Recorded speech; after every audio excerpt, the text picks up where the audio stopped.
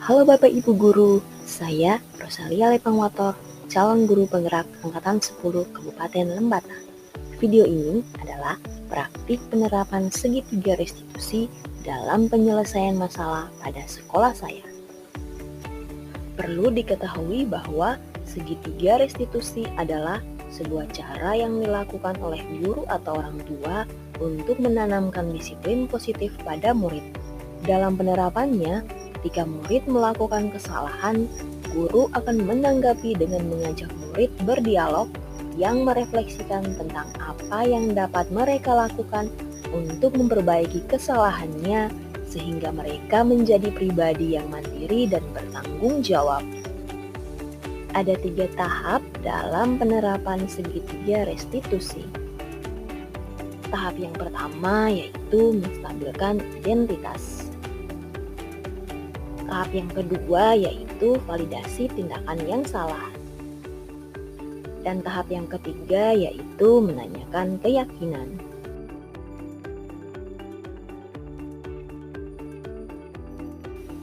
Pada tahap menstabilkan identitas, di mana guru mengubah identitas anak dari orang yang gagal karena melakukan kesalahan menjadi orang yang sukses. Selanjutnya, tahap validasi tindakan yang salah, di mana guru harus memahami setiap tindakan yang dilakukan murid didasarkan pada kebutuhan dasar yang ingin dipenuhinya. Dengan begitu, guru akan memenuhi kebutuhan dasar murid agar memperbaiki hubungan dengan murid. Tahap yang terakhir yaitu menanyakan keyakinan, di mana identitas sukses telah tercapai dan tingkah laku yang salah telah divalidasi, maka anak akan siap untuk dihubungkan dengan nilai-nilai yang dia percaya dan berpindah menjadi orang yang dia inginkan. Kasus pertama, Frit melakukan kesalahan dengan menciptakan keributan di saat proses pembelajaran di kelas karena menegur temannya yang sedang mengganggu teman lain. Selamat pagi, Frit. Pagi, Bu. Ibu mendengar ada beberapa guru yang mengatakan bahwa kamu sering ribut ketika dalam proses pembelajaran berlangsung. Iya, Bu. Soalnya saya kesal karena Pandi suka mengganggu teman yang lain. Wajar saja kalau kamu kesal dan marah dan banyak berbicara. Kalau ibu ada di posisi kamu, pasti ibu juga akan seperti itu. Lalu, apa yang kamu perbuat ketika teman kamu dan pengganggu itu?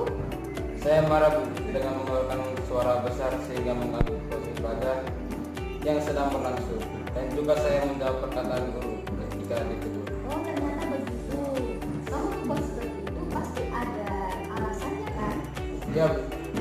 Saya banyak bicara dan marah ketika mandiri ribut dan mengganggu teman lain yang sedang belajar. Tetapi saya juga mencari kesenangan pada saat itu dengan ikut mengulangi. Ya, wajar saja kamu ribut dan marah ketika hal itu terjadi. Ibu hargai tindakan kamu yang tidak berbuat lebih buruk dari itu, seperti memukul teman kamu. Tetapi perilaku kamu merugikan orang lain dengan menciptakan keributan dan kamu anggap itu menyenangkan. Sekarang, coba kita pikirkan tindakan yang kamu lakukan itu. Apakah sesuai dengan keyakinan kelas kita? Tidak, Bu. Oke. Menurut Frit, keyakinan apa yang sudah dilanggar? Menghormati guru dan ketertiban kelas, Bu. Menurut Frit, menghormati guru dan menjaga ketertiban itu penting atau tidak? Penting, Bu. Nah, kalau begitu, keyakinan apa yang harus kamu lakukan di saat kamu sedang marah ketika diganggu oleh temanmu atau temanmu yang suka ribut? Saya harus lebih banyak sadar, Bu, dan fokus dalam mengikuti pembelajaran. Kamu bersedia melakukan itu? Ya, Bu. Apa yang kamu lakukan ketika memperbaiki masalah itu? Saya harus lebih sabar dengan menahan amarah saya ketika diganggu oleh teman saya. Ketika teman saya ribut, maka saya akan melaporkannya pada guru yang sedang mengajar atau pada wali kelas. Tepat sekali tindakan kamu, Frit. Nah, sekarang mari kita mengindahkan keyakinan kelas. Mulai besok, berlakulah lebih baik lagi ya. Tetap semangat belajar. Sekarang kamu boleh kembali ke kelas. Baik, Bu. Terima kasih, Bu. Terima kasih, Frit. Perkenalkan, nama saya Petrus Septindonti, kelas 11. Saya senang ketika diajak berdiskusi dengan Ibu Sri. Untuk bisa mengendalikan diri dari amarah karena perilaku teman sekelas saya. Saya harus banyak sabar dalam menghormati teman dan guru saya. Dan kasus kedua, Fandi melakukan kesalahan dengan tidak mengerjakan tugas yang diberikan guru. Fandi, ibu sudah mengerjakan tugas kamu. Ternyata belum mengerjakan semuanya. Ya Bu, saya belum mengerjakan. Baiklah, di sini bukan menjadi kesalahan kamu, tapi kita bersama-sama mencari jalan keluarnya. Pikir mencari solusi bersama untuk berbagai masalah yang kamu hadapi. Ya, Kamu pasti punya alasan untuk mengerjakan tugas. ya Bu, saya kesulitan dalam pengeditan video, rekaman suara karena disebabkan situasi yang bising. Oke, baru kalau begitu sekarang kita bicarakan tentang kegiatan kelas kita. Apakah memikirkan kegiatan yang sudah kamu lakukan ini, apakah sesuai dengan kegiatan kelas yang kita jalani? Tidak Bu, Menurut Fandi, kegiatan apa yang sudah dilanggar? selalu fokus dalam pembelajaran. Oke, menurut kamu fokus dalam pembelajaran tersebut penting atau tidak?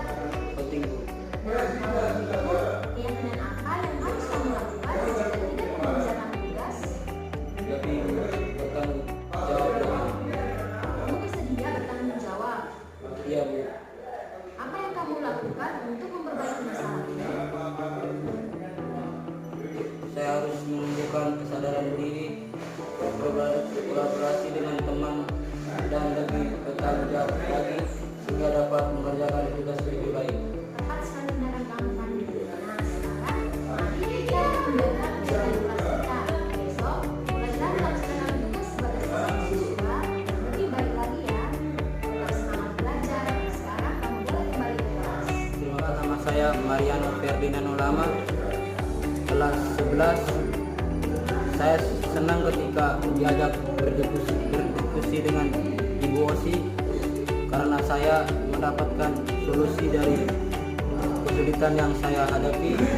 Saya juga lebih sadar lagi dan bertanggung jawab dalam mengerjakan semua tugas yang diberikan. Pada kasus 1 dan 2, dalam penyelesaian masalah dengan melibatkan murid agar dapat memunculkan kesadaran diri dalam penerapan disiplin positif tanpa adanya paksaan. Terima kasih sudah menyaksikan video ini. Salam guru penggerak.